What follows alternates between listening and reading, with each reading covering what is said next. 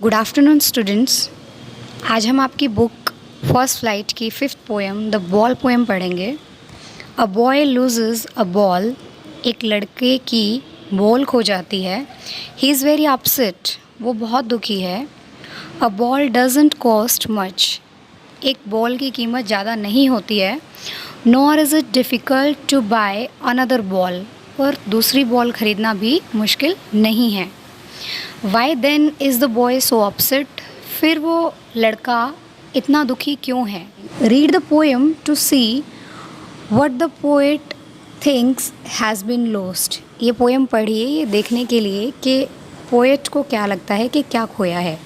And what the boy has to learn from the experience of losing something, और बच्चे को किसी चीज़ को खोने के एक्सपीरियंस से, उस अनुभव से क्या सीखना है। तो चलिए पोएम शुरू करते हैं। हम जानते हैं कि अब वो जो बच्चा है उसकी बॉल गुम हो गई है। बॉल कैसे गुम हो गई है, वो उस बॉल से खेल रहा था और वो बॉल जो है वो हार्बर में चली गई है। हार्बर होता है बंदरगाह, तो वहाँ पानी में उसकी बॉल चली गई है और अब लड़का वहाँ पर खड़ा हुआ है और अपनी बॉल की तरफ देख रहा है। और उसे पोएट ने भी देखा है जब उसकी बॉल गई है, और उस लड़के को भी देख रहा है। तो देखिए पोएट क्या कहता है। What is the boy now who has lost his ball, What is he to do? I saw it go. कहता है What is the boy now?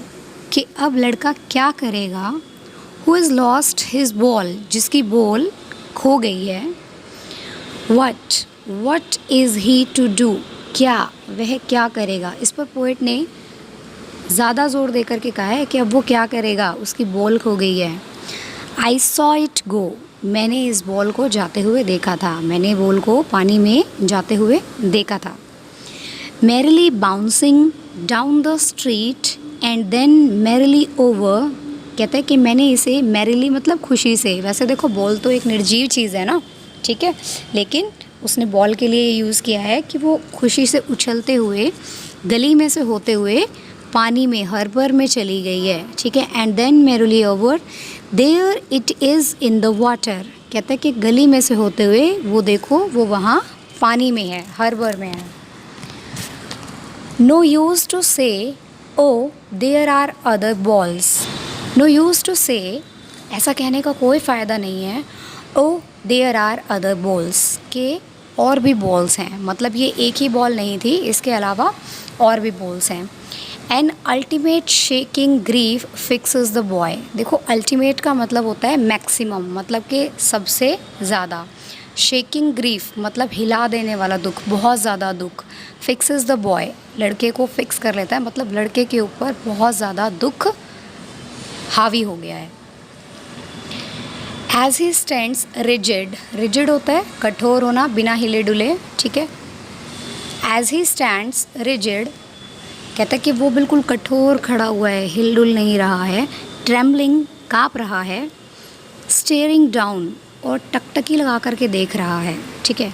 All his young days into the harbour where his ball went, कह रहा है कि इस ball के साथ साथ ना उसके जो बचपन के जो दिन थे वो भी उस हार्बर में चले गए हैं। देखो ऑल हिज यंग डेज, उसके सभी बचपन के दिन।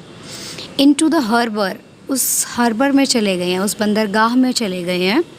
वेयर हिज बॉल वेंट, जहाँ उसकी बॉल गई है। हार्बर आपको पता है कि बंदरगाह को बोलते हैं जहाँ पर जहाज़ वगैरह खड़े होते हैं, जहाँ से सामान चढ़ाया उतारा जाता है या लोगों को चढ़ाया उतारा जाता है।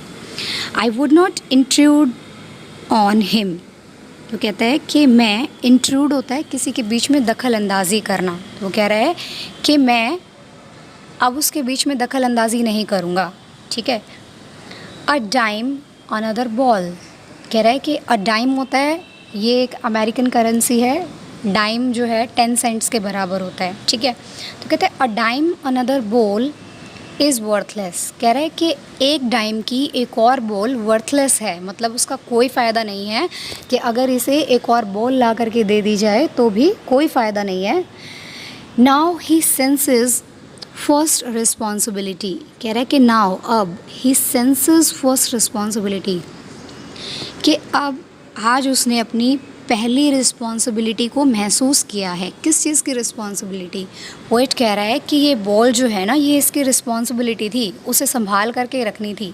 जैसे हमारे पास जितनी भी चीज़ें होती हैं वो हमारी रिस्पॉन्सिबिलिटी होती है, हमें उन्हें संभाल करके रखना होता है, ठीक है। In a word of possession, possession होता है कोई संपत्ति, मतलब हमारे पास कोई चीज़ है तो हम उसे पोजेस करते हैं, ठीक है। In a word of possession, एक संपत्ति के संसार में, मतलब एक ऐसा संसार जहाँ पर हर किसी के पास कुछ ना कुछ है और सब कुछ ना कुछ पाना चाहते हैं, चीज़ों को इकट्ठे करना चाहते हैं। People will take balls, balls will be lost away little boy. क्या कह रहा है वो कि पीपल विल टेक बॉल्स, कि लोग बॉल्स ले लेंगे। अब देखो यहाँ पर क्या है, ये जो बॉल है, यहाँ पर पोएट ने दिखाया है कि बच्चे की बॉल गुम हुई है और उस बॉल के लिए बच्चा दुखी है। लेकिन ये जो बॉल है ना, ये सिंबल है हमारी उन सभी चीज़ों का जो हमें प्रिय हैं, ठीक है। ज़रूरी तो नहीं ना सबको बॉल अच्छी लगेगी, मतलब जिसको जो भी चीज़ प्यारी है, बहुत अच्छी लगती है, बहुत प्यारी लगती है, उसके लिए बॉल जो है एक सिंबल है। अब क्या होता है कि कभी किसी का कोई नियर एंड डियर वन होता है, मतलब कोई आपका रिलेटिव है, आपके प्यारे दोस्त हैं, वो भी आपसे दूर हो जाता है, या फिर कई बार आपके पास बहुत आपकी कोई प्रिय चीज़ होती है, वो टूट जाती है, या कोई चुरा लेता है, कोई छीन लेता है, ठीक है। तो ऐसा होता है, अगर हमारे पास कोई चीज़ है तो उसे कोई छीन भी सकता है, ले जा सकता है, वो खो सकती है।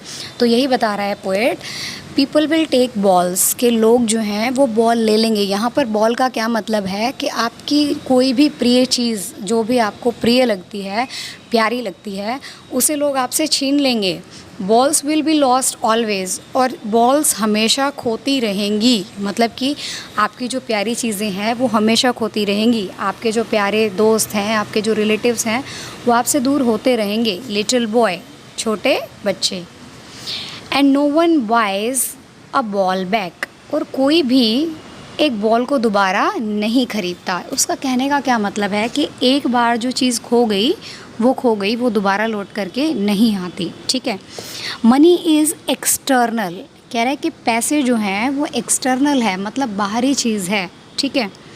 He is learning well behind his desperate eyes, he is learning, वह सीख रहा है, well behind his desperate eyes. Desperate का मतलब होता है निराश, कह रहा है कि उसकी निराशा भरी आँखों के पीछे वो सीख रहा है। क्या सीख रहा है? The epistemology of loss. Epistemology क्या होता है? थ्योरी ऑफ नॉलेज, ठीक है, यानी कि ज्ञान शास्त्र, ठीक है। तो एपिस्टेमोलॉजी ऑफ लॉस का मतलब क्या हुआ कि किसी चीज़ को खोने की थ्योरी को सीखना, उसकी नॉलेज को सीखना, कि कोई चीज़ खो जाती है तो फिर हमें कैसे रिएक्ट करना चाहिए, ठीक है। हाउ टू स्टैंड अप, वैसे स्टैंड अप का मतलब क्या होता है? खड़े होना, लेकिन यहाँ पर स्टैंड अप का मतलब क्या है कि विपरीत परिस्थितियों में भी मजबूत बने रहना। तो वो सीख रहा है कि चीज़ों को खोने का जो दुख है उसे कैसे सहन करना है। Knowing what every man must one day know, वो उस चीज़ को जान रहा है जिसे हर व्यक्ति को किसी न किसी दिन जानना पड़ेगा। And most know many days, और बहुत से लोग तो इसे बहुत दिनों से जानते हैं। हाउ टू स्टैंड अप, कि विपरीत परिस्थितियों में कैसे मजबूत रहा जाता है।